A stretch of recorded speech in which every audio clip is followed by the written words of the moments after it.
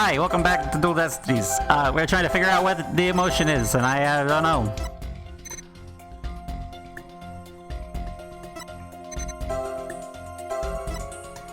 I mean, it's happy went away.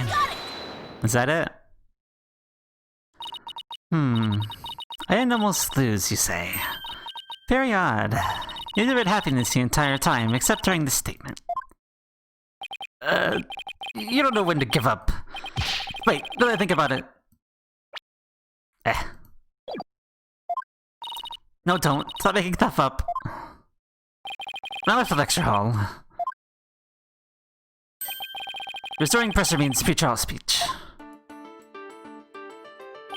That's when I moved the body. I slipped back in just for the verdict. You're saying you're there the moment your double was about to lose. Yes, I was. Naturally, I wasn't happy when I saw that. In any case, I was at the far end of the lecture hall behind the screen. I figured no one would see me if I came and went through the doors there. Objection! Sexton, how much longer will you indulge him in this ride? What's truth, none of the audience may see him go through either of these doors. The faculty seats on the balcony are a different story and have a splendid view. I thought you could do better than that. The lawyer's bench is on the right side of facing the front of the hall. Use the door on the right side near the lawyer's bench. That means my wounds were only visible to someone in the left balcony seat. The seat was empty at the time, which is only natural. The fellow belonged to Professor Corte, and as we all know, she was already dead by then. That can't be right. Empty balcony seat to the left side contradicts this piece of evidence. Is it the map? Yeah, that was the main seat. Take that! No idea where this contradiction is going. But I don't have any other moves at this point. Guess I'll have to follow it and see where it takes me. To the left balcony seat was empty, but was it really? I saw it with my own eyes, it was definitely empty. But what about this diagram? According to this, Professor Means is supposed to be seated in the left balcony seat. If he left the lecture hall during his pre-style speech, we've been standing there to see addressing the students and faculty. God, no, this can't be right. You don't know anyone any favor by exposing the falsities of his confession. I thought Tony lies so far, this one is true, I tell you. There was nobody in the left balcony seat. You gotta believe me. Doesn't seem like he's lying this time. Okay, Mr. O'Connor, let's have you testify again, but this time don't spare any details. You got it. I'll repeat as many times as you'd like. I mean, my ingenious escape act warrants repeating, considering I'm the real killer. All I really care about is whether that seat was empty or not.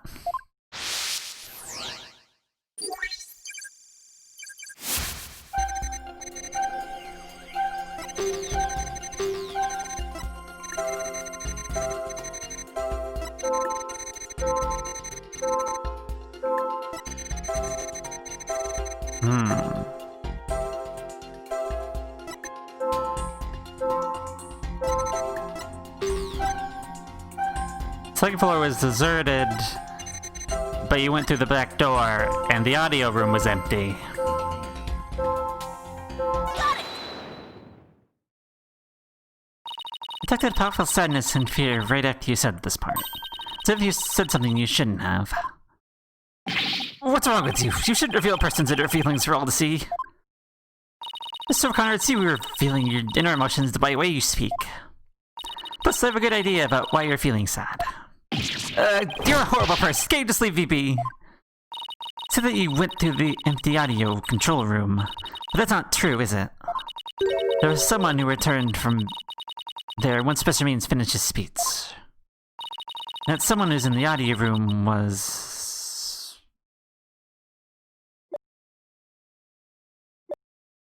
I mean, was it Juniper? Take that! I know you realized there was a problem with your statement as you were saying it. That's why you felt so uneasy.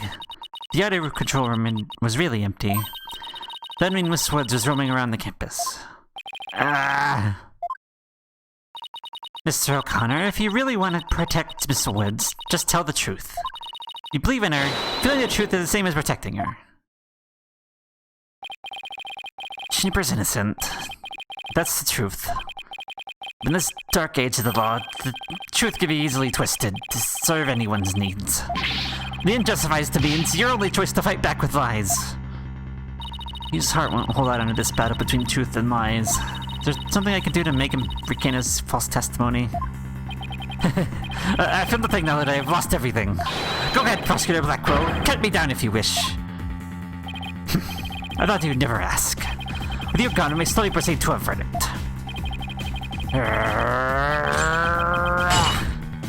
Yeah! You broke out again. You broke out the shackles again! I don't want to be the poor accountant down at the detention center. Hugh O'Connor, in deterrence to your valor, I'll limit your suffering with an unclean blow. Hold it! Can you wait just one moment before you cut him down? Silence. Check in between a samurai and his fellow sex dono. Eek, I never learned about this in law school. Careful, prosecutor. Heard that shocking experience you had last time.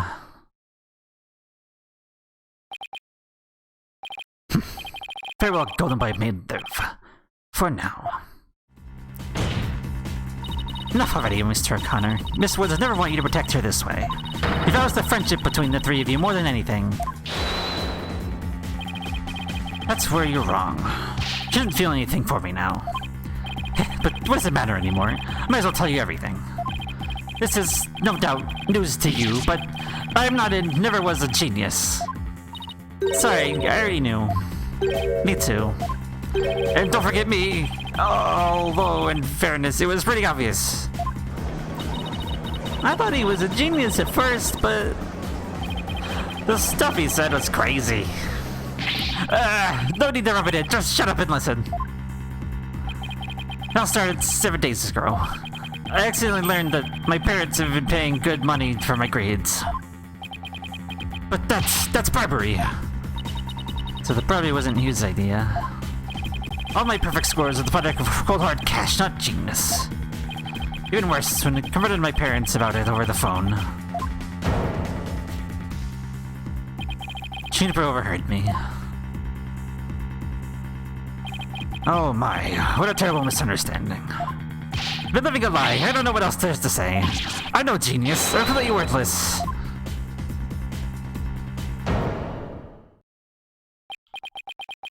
Perfect zero.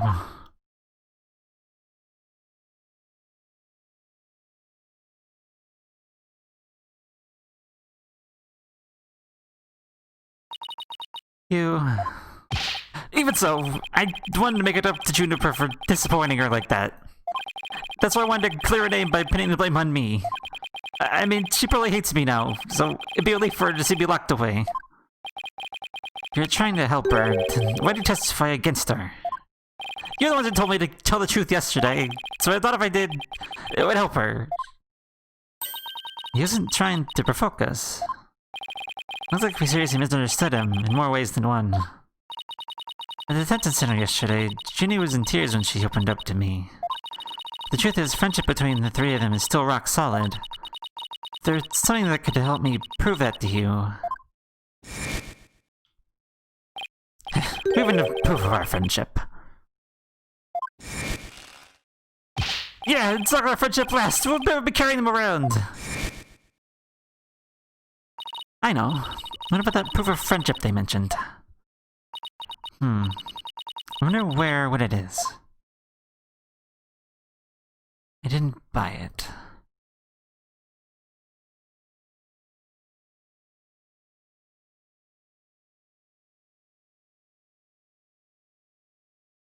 It's handmade. There's only one like it in the world.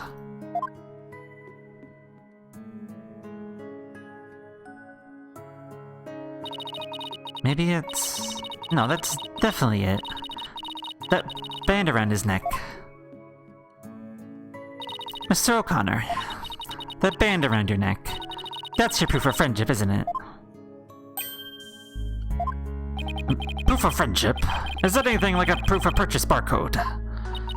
In court, evidence is everything. That's why the three friends created their friendship bands. It's the evidence that proves their friendship. Oh, how very interesting. And chic. If they have doubts about their friendship, they can look to the proof they have on hand. That's why Mr. O'Connor's hand always goes to his neck when he's pressured. Proves he still has feelings of friendship towards the other two. It doesn't matter if I wear it, if those two... Objection! But they feel the same way, too. I know they wear their friendship band somewhere. Junie and Robin must both feel the same as Hugh. I just know it. Everything Hugh has said leads me to believe that. In fact, he may have just told me that they're wear the proof of friendship. Where they're hard to spot? Oh, I know. They must wear them in places that are difficult to see. Really, and where might that be? How about around the belly button or around the soles of the feet? That'd be hard to see.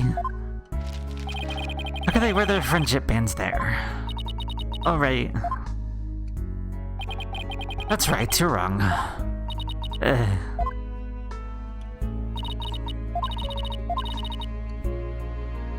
Easy to touch. All I have to do is think back to their testimonies. Ready? Oh yeah. This new one holds her arm when pressured. Miss Wood hurts her wrists. I know Miss Woods very well. She would never abandon her friendship with you over something like this.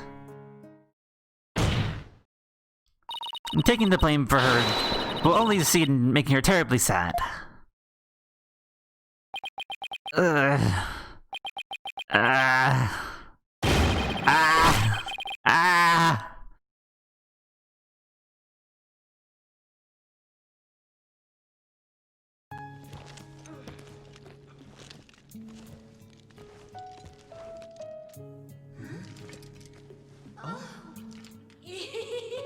Robin, those bands of friendship that you made, just for the three of us.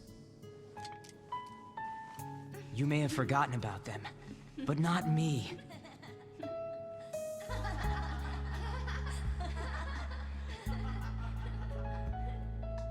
Hugh! Ah. Hey, Hugh!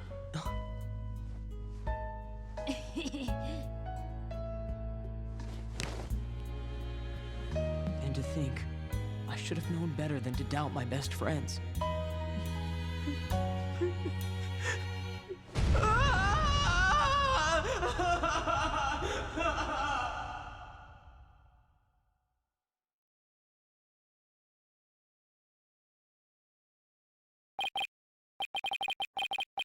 I didn't kill anyone.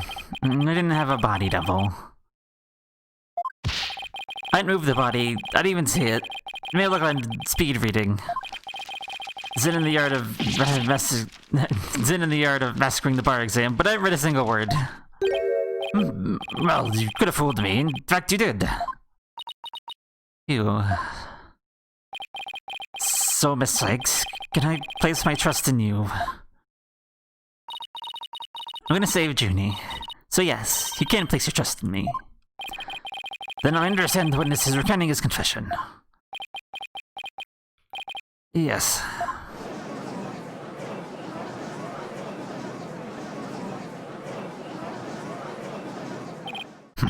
Most roundabout trial. I much prefer the roundabout variety myself.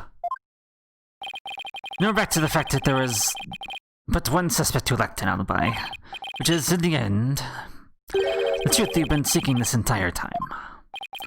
So we're back to square one, and I'm exhausted and depressed. Probably doesn't matter at this point, but I might as well update the mood matrix.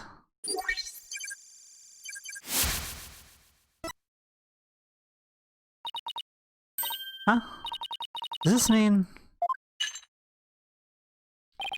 Further resistance is futile. Time for a verdict is nigh. Objection! Please wait. What sort of devilry are you up to now? What if our client was the only one without an alibi? The trial would continue, right? Well, yes, I suppose it would. But after such a thorough investigation, does such a person really exist? Yes, we found someone. It may have seemed like a major roundabout. But Mr. O'Connor's testimony cracked this case. There's no more noise, he's just telling the truth now. During the mock trial, the balcony seat opposite him was really empty, which means there's only one person unaccounted for.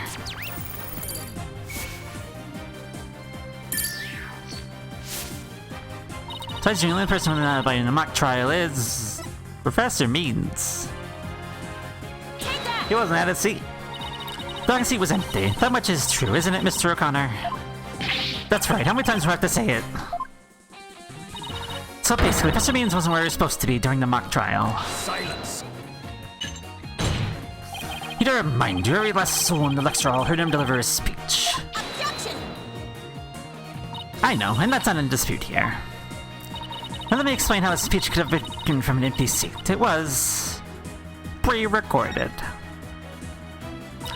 If the speech was pre-recorded, that's the only way the speech could have been delivered from an empty balcony seat.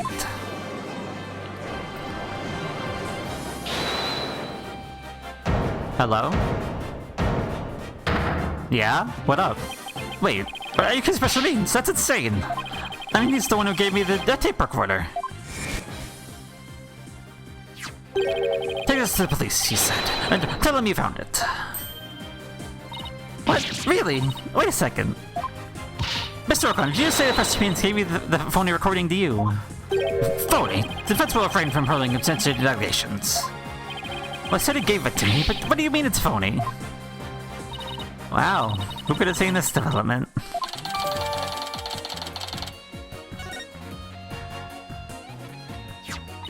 The voice shouting "You're a goner" is recorded in this tape. Was dubbed using a line our client said in the mock trial video. Why, this is an extremely crucial piece of evidence.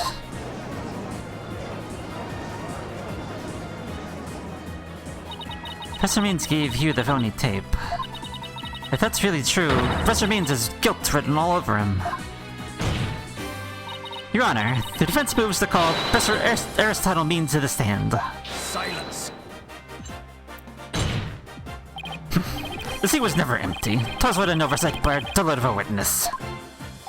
An inmate who was formerly a surgeon once told me something. He said it's often too easy to overlook critical symptoms. Objection! Well, we're not going to overlook this oversight. The speech was pre-recorded. The basis for suspecting our client would be shattered. Check with Professor Means and see whether the empty seat was a witness oversight. A verdict without first looking into that would be inconceivable. That's enough, both of you. Now here's my opinion on the matter. While certain overlooking critical symptoms is a problem, witnesses' oversight, too, must not be overlooked. Thus, to the matter of what Professor Means was or was not in his faculty seat, I believe we must ask the professor himself. I agree, Professor Means should be here in the gallery today. Do as you please.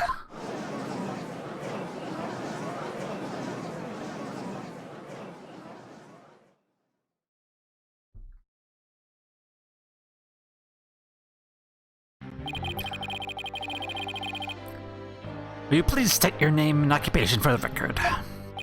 Certainly, I'm Aristotle Means. I teach the lawyer course at the Miss Legal Academy, and let me add that while I welcome any opportunity to assist with the trial, I don't care for this undue suspicion. Don't worry, Professor, we're just interested in the mock trial video right now. I just need to take another look at that speech you gave. We count on your cooperation on this. Very well, if that's all you're interested in, then please proceed, Miss Sykes. Need to find some evidence that shows the speech was pre-recorded. Alright, I believe we're ready. Let's roll the video.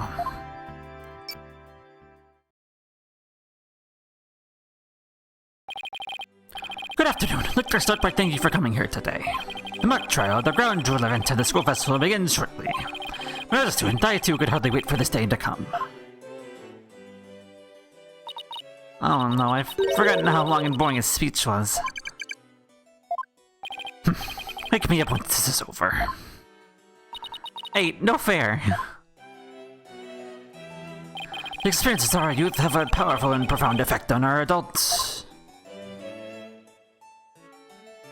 Ah, you there! Wake up! Pay attention! Huh? Eek! I'm awake! Is that you're right, Your Honor? Oh, what? I'm awake too! Wide awake, see?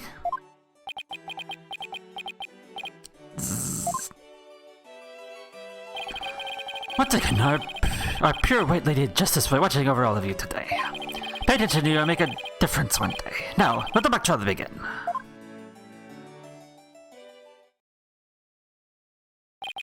That's about it. One of my better speeches, if I do say so myself.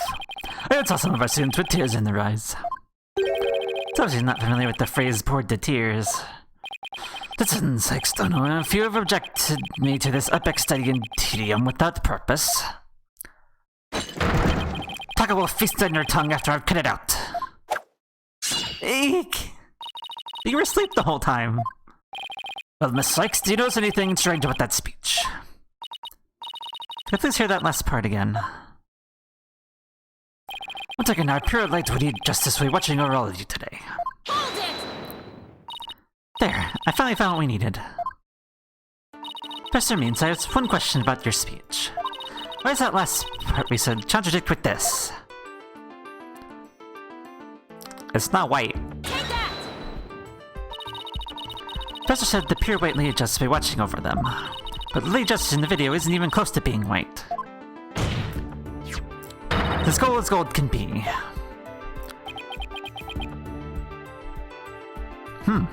Interesting. We'll find out what this means, maybe, next time. So until then,